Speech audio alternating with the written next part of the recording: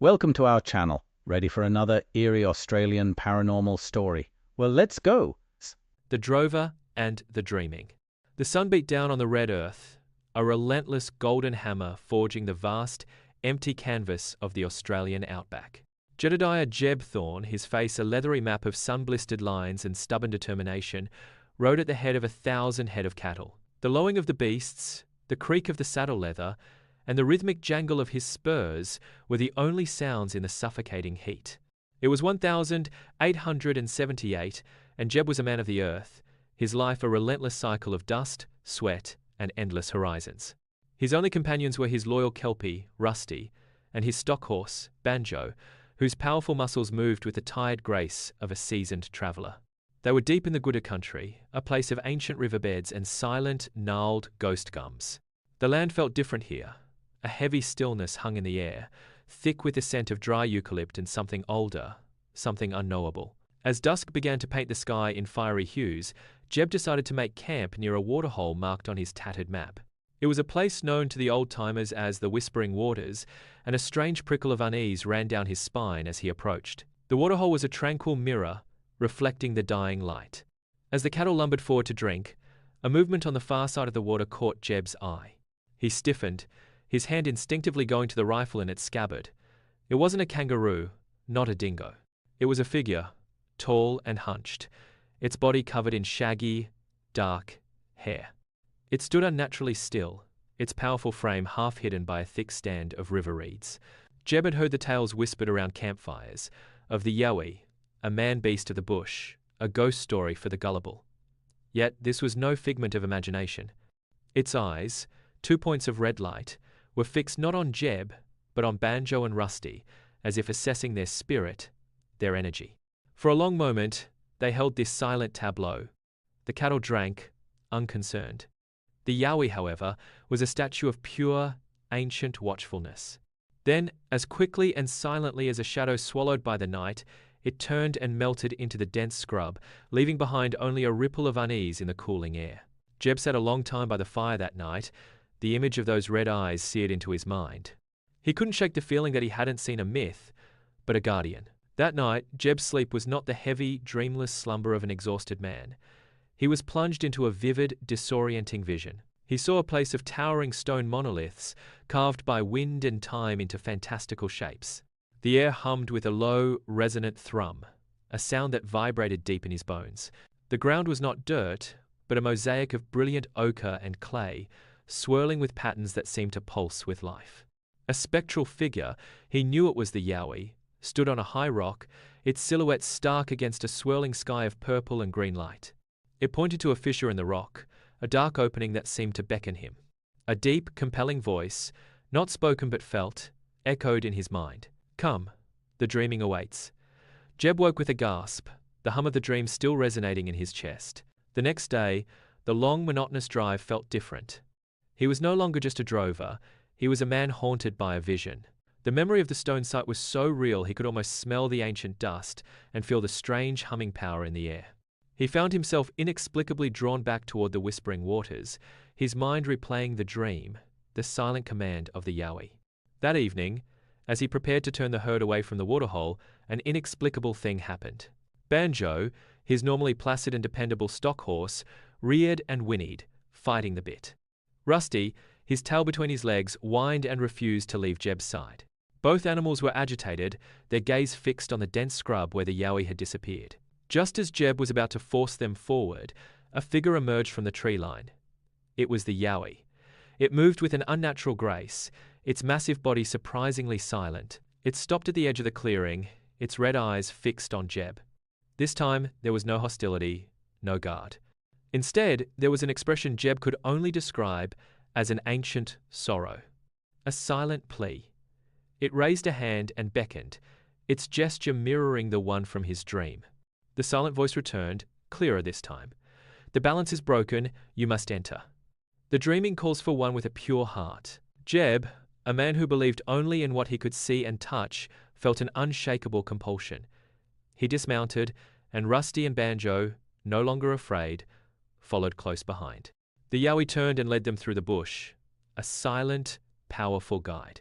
They traveled for what seemed like hours, the moon their only light, until they reached a place of immense stillness and power. It was the place from Jeb's dream. The monoliths stood like sentinels, and the ground was indeed a mosaic of swirling ochre. At the center was a shallow cave, its opening radiating a soft, otherworldly light. The Yowie gestured to the cave's entrance, then spoke, its voice a deep, gravelly rumble that seemed to come from the very earth itself. "I am Aralu. I have stood guard here for ages. The dreaming is the song of the land, the power that binds all things. But the song is fading. A foreign greed, an ancient curse, has seeped into the land, poisoning the song. The dreaming chose you, a man of this new time, to restore the balance." Jeb felt a wave of dizziness as he stepped into the cave. The light intensified, and the air hummed with a sound he now recognized as the song. As he took another step, a searing pain shot through his mind, a wave of images and emotions that weren't his own. He saw the Yowie's deep sorrow, a silent witness to a great betrayal centuries ago, a deal made between a corrupted spirit and a human, a deal that allowed the slow poison to seep into the land. He saw a shadowy figure, not of this world, working to silence the song of the dreaming forever. Suddenly, a voice, slick and seductive, slithered into his mind. "The drover's curse," it hissed. "A man who touches the dreaming must lose what he loves most. The power you seek comes at a price. The Yowie knows this, but he keeps the secret. Your precious horse, your loyal dog, their spirits will be the price for this power." The voice, the dream images, and the weight of the Yowie's sorrow crashed into Jeb's consciousness. He staggered back, his mind reeling. Was this a test? A deception? He looked at Aralu, who stood with an expression of profound agony. The Yowie, the silent guardian, had kept a terrible secret. He was a protector, yes, but of a power that demanded a sacrifice, a bargain made in a time before memory. Aralu spoke again, his voice pained. "The curse is real, but it is a lie from the same being that poisons the land. It wants you to fear, to turn back. The curse can be broken by the same purity of heart the dreaming seeks. To break the curse, you must not simply accept the power. You must give of yourself without expectation of gain." Jeb looked at Rusty, who whimpered softly, and at Banjo, who stood patiently, waiting. He had to make a choice. Was he a man of greed? A man who would turn back and leave the land to its slow death? Or would he risk everything for a power he didn't understand, to save a place he had only just discovered? With a deep breath, he made his decision. He would not turn back. He would enter the dreaming, not for himself, but for the land, for the song. He walked forward, not with a sense of purpose, but of profound surrender, leaving the whispers of doubt and the fear of the curse behind. He was a drover, a man of the earth, and he would answer the land's call. As Jeb stepped into the humming light of the cave, the world as he knew it dissolved. He didn't fall, didn't fly, he simply became the space. The brilliant ochre patterns on the floor swirled up and around him, wrapping him in a tapestry of light and sound. He was no longer a man of flesh and bone, but a part of the dreaming. The resonant hum intensified, and he understood it was the song, the collective memory and life force of the land. He was a ghost in the land's history, a silent observer of a time long past. He saw the ancient spirits of the local people, the first people, moving through this very valley. They weren't primitive. They were masters of the dreaming, their ceremonies and songs weaving a powerful, protective net over the land. He saw Aralu, not as a solitary monster, but as a young, proud guardian, standing with the elders, his people. Then, a flicker of darkness, the betrayal. A figure appeared, not a man, but a being of shadow and whispers.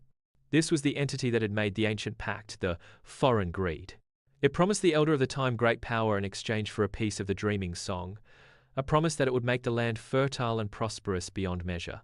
The elder, misguided by the need to protect his people from a coming hardship, accepted. The moment he did, the song fractured. A black tendril of energy, like a poison, seeped into the very soul of the land. Jeb understood the curse now. It wasn't about him losing his companions, it was the echo of that ancient, corrupt bargain. The dark being, the shadow, was feeding on the fear and sorrow of the dreaming. Its ultimate goal was to silence the song completely, to render the land barren and lifeless. The power the dreaming offered wasn't a gift. It was a burden, a task of mending. Aralu, who had been a witness to the betrayal, now appeared before Jeb within the dreaming. His form was clearer, his expression one of profound grief. "The curse is a test," he rumbled, his voice full of the land's sorrow.